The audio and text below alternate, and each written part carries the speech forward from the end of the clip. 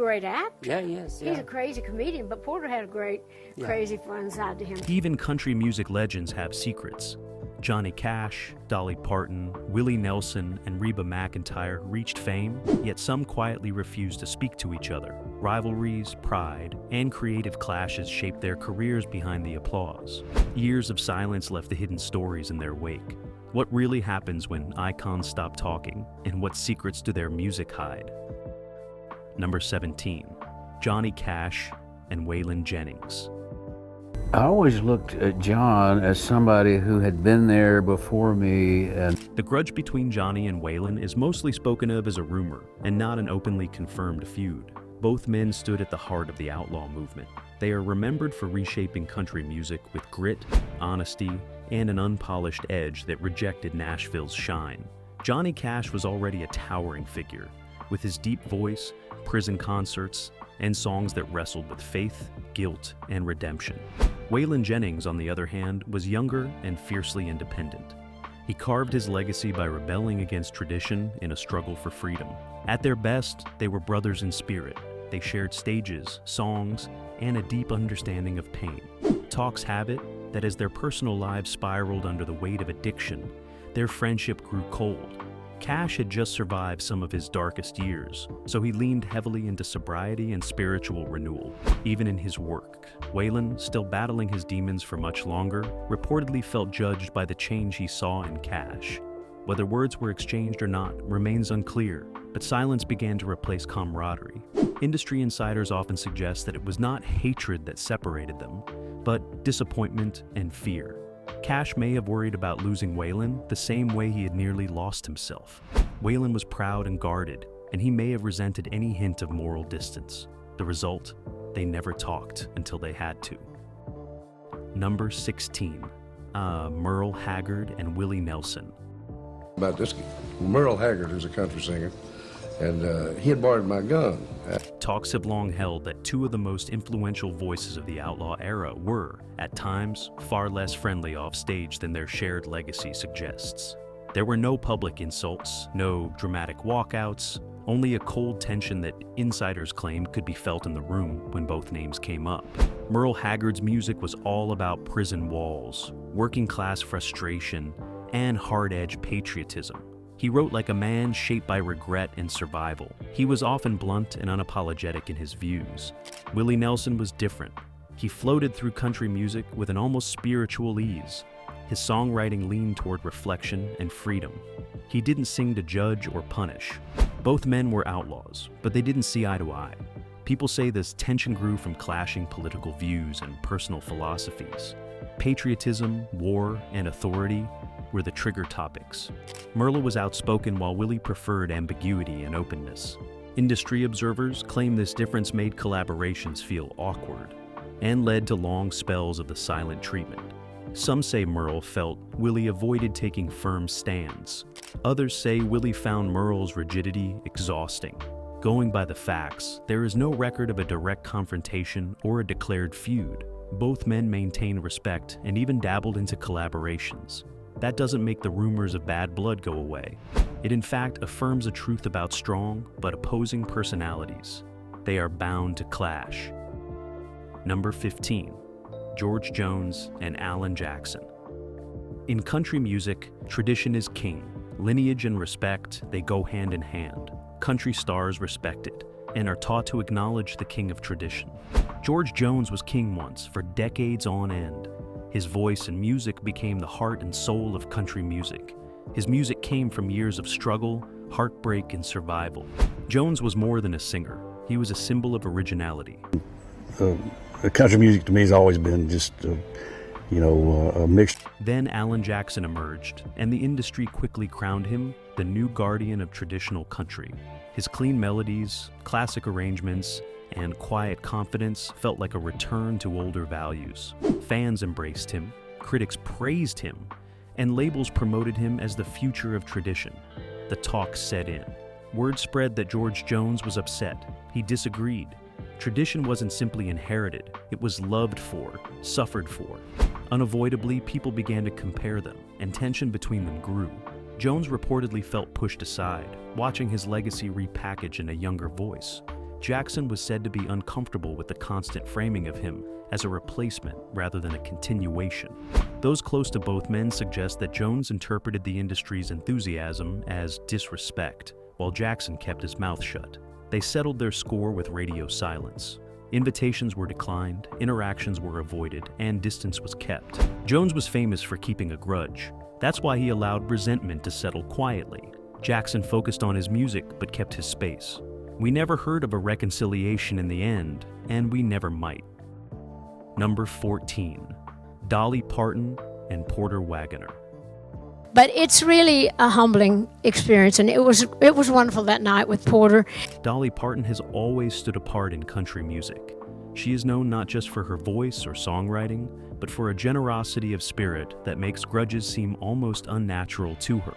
Dolly laughs easily, forgives quickly, and often chooses kindness over confrontation. That is why her most painful professional fallout remains so surprising. It is one of the few times in her long career where silence lasted for years. Long before she became a global icon, Dolly was introduced to the world on the Porter Wagoner show. Porter was already a star, and he shaped Dolly's early image with precision. Their harmonies were electric, and together they became a country television staple. But as Dolly's songwriting grew stronger and her ambition clearer, she felt confined. She wanted to step out alone, write her own path, and build something bigger than the space she had been given. In short, she wanted out. When Dolly left, the fallout was immediate and real. Porter felt abandoned and betrayed. He sued Dolly, and that was that. For years, they did not speak. Dolly, hurt but resolute, poured her emotions into music instead of arguments. Out of that silence came one of the most famous yet misunderstood songs in country history. It would later be covered by icon Whitney Houston. It's the all-time classic, I Will Always Love You. The song was written as a loving farewell, with Dolly thanking Porter for her beginning. All Porter heard was absence. He had lost his rising star, and now he had to learn to let her be the master of her own career. While Porter struggled to let go of control, Dolly struggled to grow without guilt. Time softened what anger could not. Years later, reconciliation finally came, in a quiet and emotional way. They spoke, forgave, and acknowledged the pain they had caused each other. Dolly and Porter had a happy ending. Number 13. Loretta Lynn and Tammy Wynette. Loretta Lynn and Tammy Wynette. Two things in common: they were women and two of country music's most powerful female voices. That didn't make them best of friends. People have a habit of interpreting simple gazes and gestures as small as a stiff hug. Even the distance between two stars standing on stage could mean something. In an industry where fights were mostly silent treatments, fans had to keep their eyes open for what happened behind the stage. Loretta Lynn and Tammy Wynette were too different for friendship. Loretta sang blunt songs that challenged gender roles and spoke openly about marriage, motherhood, and independence. Tammy, known as the First Lady of country music, had the habit of turning heartbreak into grace. Both women were icons, yet the country music industry was never designed to celebrate many women at once. The friction, as it is often explained, had less to do with personal dislike and more to do with how the industry framed women. Men were allowed rivalries that felt competitive and proud. Women were quietly compared, measured against each other, and placed into narrow spaces. Rumors suggest that chart competition, media narratives, and constant comparison created a distance neither woman fully invited, but both had to navigate. Publicly, Loretta and Tammy were always respectful. They praised each other's talent, shared stages when needed, and never fed the rumors. Privately, however, they were as friendly as their industry allowed them to be, and nothing more. Maybe in another world where female country stars could shine side by side, these two icons could have been friends. On Earth, though, it wasn't meant to be. Number 12. Garth Brooks and Hank Williams Jr. Garth Brooks changed the direction of country music by opening it up. His strategy was one word: mainstream. He brought country music into stadiums, blended it with rock energy, and shaped songs that felt cinematic and accessible to millions. Fans loved him, while critics debated whether his success came at the cost of tradition. His method didn't agree with the conservative nature of traditional country, yet people were buying it. The question suddenly became if Garth had grown country music, or if he had destroyed it. Hank Williams Jr. belonged firmly to the second camp. Carrying one of the heaviest names in country music, Hank Jr. built his career on defiance, grit, and outlaw pride. He rejected new ideas and leaned into Southern identity with unapologetic force. To him, country music was not meant to bend toward mass appeal. It was meant to stand its ground. As Garth's influence expanded, Hank Jr. became increasingly vocal in his criticism, openly questioning whether mainstream success should define country legitimacy. The tension between them did not grow in private. Hank Jr. spoke publicly, using interviews and comments to draw a clear line between what he believed country music was and what he felt it was becoming. Garth Brooks, however, chose a different response. He never returned the criticism. Instead, he avoided confrontation entirely, refusing to engage in public debate or personal defense. That silence became his answer. Thus began a feud, a war of attack and retreat, of confrontation and silence. It was open hostility and silent retaliation. There were no attempts at reconciliation, no shared stages, and no friendly hellos. Number 11, Waylon Jennings and Kristofferson. Grudges in country music rarely begin with shouting. More often, they grow quietly, nurtured by pride, control, and deeply personal ideas about authenticity. Country artists tend to see their music as extensions of their lives, not just careers. When creative boundaries are crossed or respect feels threatened, distance becomes the easiest response. Silence in this world is often chosen over argument. This understanding frames the long-rumored tension between Waylon Jennings and Kristofferson, two pillars of the outlaw movement. Both men rejected Nashville's rules, yet they rebelled in very different ways. Waylon Jennings was fiercely protective of his sound and independence. He believed control over music meant survival.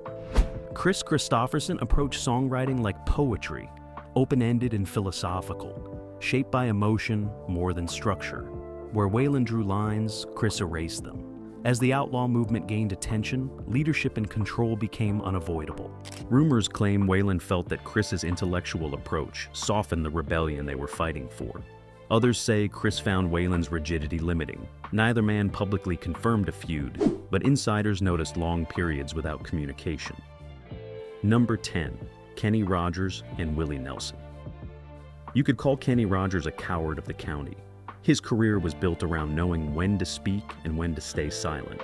His songs often explored restraint, consequence, and the quiet strength of choosing peace over confrontation. He never threw a punch. Like Tommy's father, he knew that you don't have to fight to be a man. Kenny Rogers was also a master of crossover success. His smooth voice and great storytelling appealed far beyond country music's traditional borders. He understood image, timing, and the value of calm control. Willie Nelson, by contrast, moved freely between worlds, guided by instinct rather than strategy. His career followed rebellious emotions more than Polish. Together, they shared influence, but not intimacy. Talks have long suggested that business disagreements and creative expectations created a quiet strain between them. They had plans that did not materialize. They shared differences in financial arrangements and contrasting approaches to collaboration. This led to distance. There was no public argument, no exchange of harsh words. Kenny simply withdrew, and Willie went his own way. Number 9, George Strait and Alan Jackson. Running a major tour is a delicate balance. Every performance, every schedule change, every moment on stage can carry tension, especially when two legendary artists share the spotlight. George Strait and Alan Jackson, both revered for their mastery of traditional country, embarked on a co-headlining tour that promised fans a dream pairing.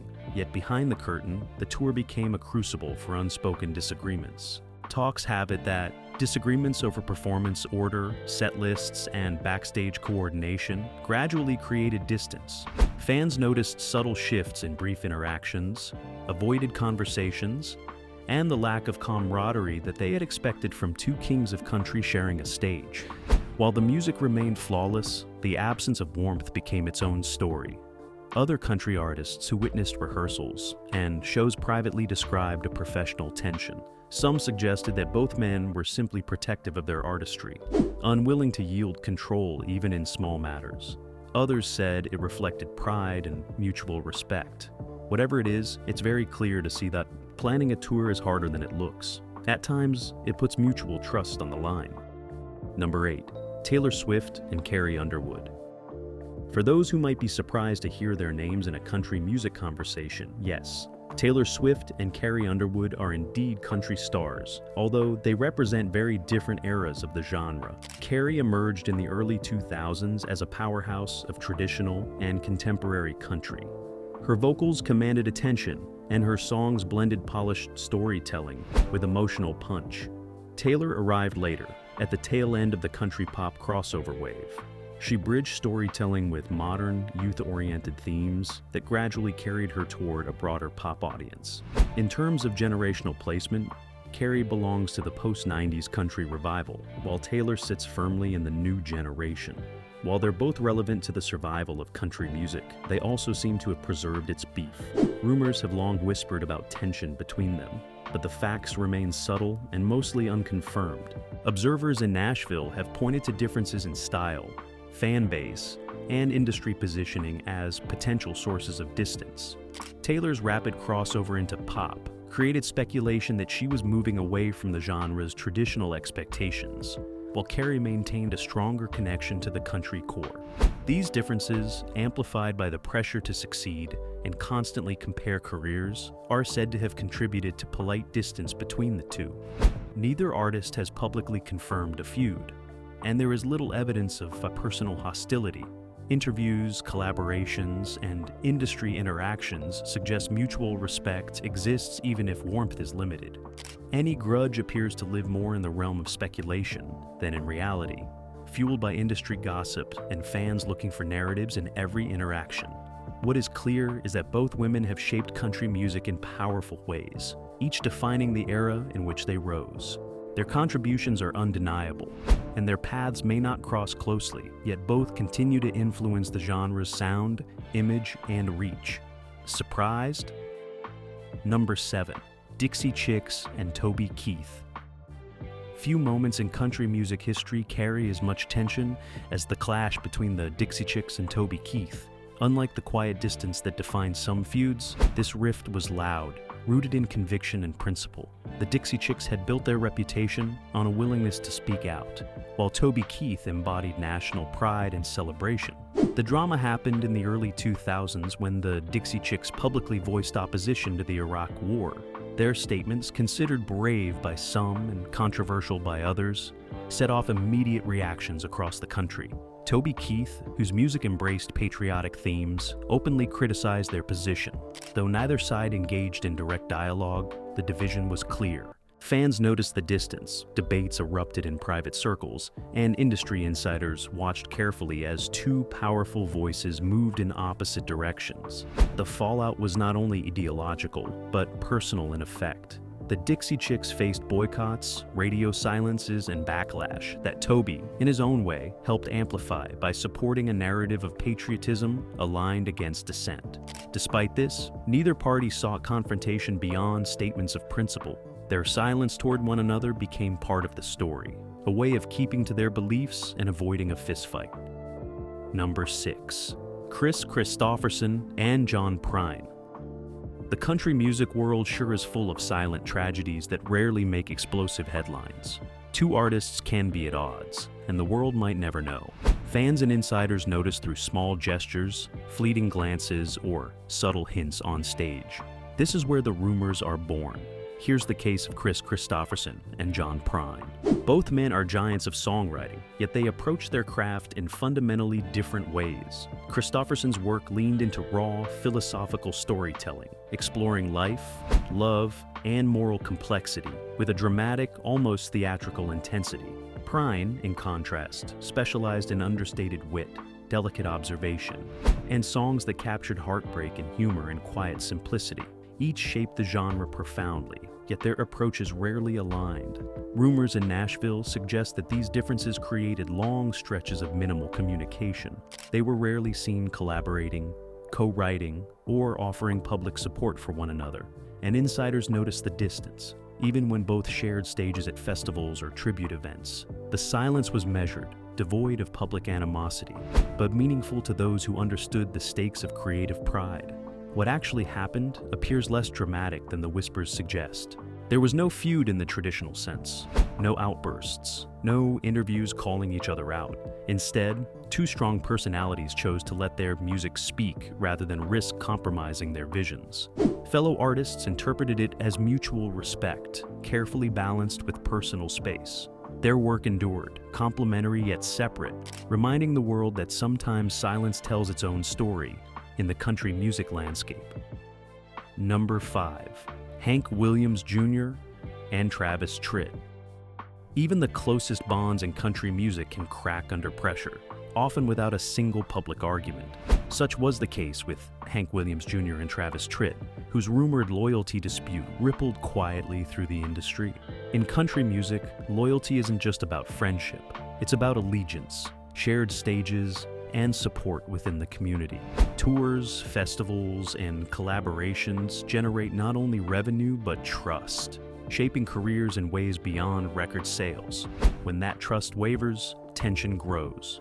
The dispute between Hank Jr. and Tritt reportedly stemmed from competing alliances and differing stances during pivotal industry moments. Each man's choices were interpreted by insiders as a test of allegiance. Who would support whom? Who would back their peers publicly or privately? And who would claim the outlaw mantle authentically? For fans and artists alike, this made the issue more than personal. It was a question of respect, reputation, and credibility. Public comments were scarce but pointed. Industry insiders noted that both artists made statements emphasizing independence and personal focus, while others hinted at subtle criticism without direct confrontation. The rhetoric, careful and measured, only amplified speculation, leaving observers to read between the lines. The silence on stage, in interviews, and during shared events spoke louder than words ever could. Ultimately, the dispute did not explode into a public feud, but it did leave a clear mark, a breach in communication. Invitations were ignored, collaboration opportunities passed, and private interactions ceased. The loyalty dispute between Hank Williams Jr. and Travis Tritt is truly legendary. It's not the only one. Number 4. Reba McEntire and Dolly Parton. Among country's most celebrated women, distance can form quietly and deliberately. Reba McEntire and Dolly Parton, two towering figures, rarely interacted outside public appearances, and insiders have long noted a polite, almost strategic coolness between them. Unlike feuds driven by anger or betrayal, this distance seemed to thrive on timing, competition, and the subtle pressures of chart dominance. The country world is often structured around careful timing. Album releases, award shows, and television specials all intersect with career strategy. Sources suggest that Reba and Dolly's paths rarely aligned, not by accident, but by design. Each carefully managed her public image and stage presence, aware that proximity could invite comparison. In a field where legacies are constantly measured and remembered, even small overlaps could spark speculation or unwelcome scrutiny. Rumors hint that both women respected each other's craft, but chose to maintain space. They avoided collaboration that might blur individual brands, yet remained cordial when circumstances required it. Behind the polished public smiles, there was an unspoken agreement. Keep distance, safeguard autonomy. Fellow artists occasionally noted how unusual it was for two legends of this caliber to navigate parallel careers with such minimal direct contact, a strategy that seems foreign in today's collaborative culture. Ultimately, the story did not conclude with confrontation or reconciliation. Invitations went unanswered, interactions were rare, and conversation faded entirely. The distance hardened into silence, a quiet testament to careers built on precision, timing, and self-preservation. Reba McEntire and Dolly Parton never needed hostility to define their relationship. Their silence said more than any public comment ever could, leaving one of country music's most enduring private tensions preserved in quiet dignity. Now you know another Dolly Parton secret. Number 3. Conway, Twitty, and Willie Nelson. As you know, even legends can clash quietly, and Conway, Twitty, and Willie Nelson are a perfect example. Their distance was never about public fights or headlines, but about contrasting styles and approaches to the country business. Conway thrived on romantic ballads and polished performances that appealed to mainstream audiences, while Willie moved freely, embracing improvisation and outlaw rebellion. That difference created a subtle tension, one that insiders noticed in shared events, award shows, and studio sessions. A little-known industry fact: Nashville in the 70s and 80s rewarded consistency and repeat appearances on radio and television. Artists who diverted from expected schedules or who refused certain collaborative opportunities could unintentionally signal distance or disapproval. Both Conway and Willie navigated these pressures differently, reinforcing their divide. Conway meticulously followed the traditional promotional path, while Willie often skipped the rules, favoring spontaneity over protocol. These habits magnified the perception of separation.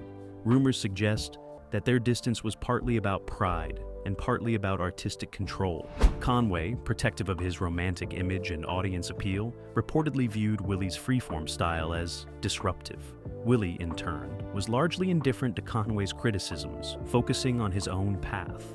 They rarely declined to speak outright, but small gestures like avoiding joint promotions or backstage chatter kept their distance noticeable to those paying attention. The story ended not with confrontation or reconciliation, but with a quiet breakdown in communication. Invitations went unreturned, casual exchanges vanished, and collaboration remained almost non-existent. In the world of country music, where image and influence are carefully managed, this silence spoke volumes, preserving two distinct legacies without public drama. Their paths intersected in history, but their personal dialogue never did. Number 2, Chris Gaines and Garth Brooks. Fun fact, Chris Gaines was actually an alter ego created by Garth Brooks in 1999. He was meant to explore rock and pop in a way that country fans weren't used to. The project was bold and experimental, and while it gave Brooks creative freedom, it also stirred confusion and controversy in the industry. Fans, radio programmers, and even some collaborators weren't sure how to respond, making it one of the most unusual chapters in country music history. It was during this period that Brooks reportedly distanced himself from certain collaborators and industry peers connected to the Chris Gaines project. The tension didn't stem from personal offense, but from disagreements over direction, risk, and commitment. Some collaborators questioned whether the alter ego would hurt Brooks's country credibility. Others were uncomfortable navigating the blurred line between Garth Brooks, the country superstar, and Chris Gaines, the rock persona.